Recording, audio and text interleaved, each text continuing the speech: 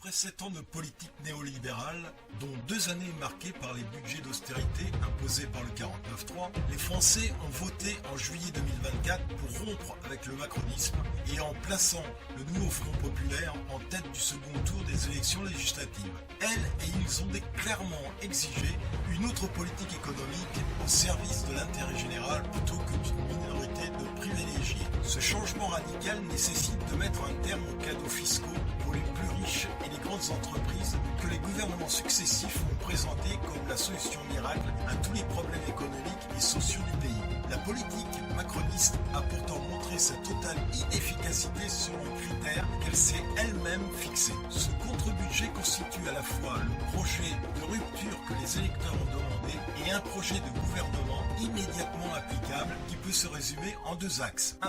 Des recettes qui mettent un terme au privilège d'une poignée d'ultra-riches et de grandes entreprises et qui rendent notre système fiscal réellement juste et progressif. 2.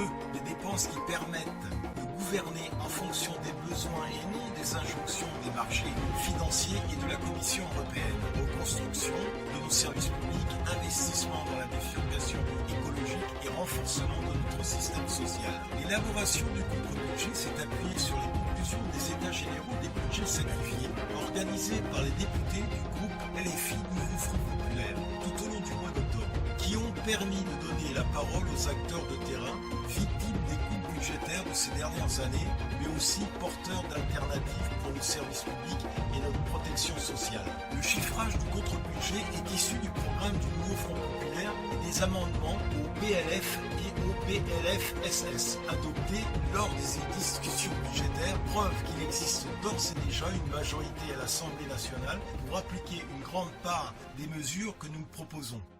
Et complètement, au moment où je vous parle, détricoté. Voilà, c'est ça qui est à noter, et c'est plutôt le nôtre qui prend le relais. Donc ça confirme ce qu'on disait, c'est-à-dire qu'il y a une majorité en réalité disponible à l'Assemblée pour permettre au Nouveau Front populaire de gouverner.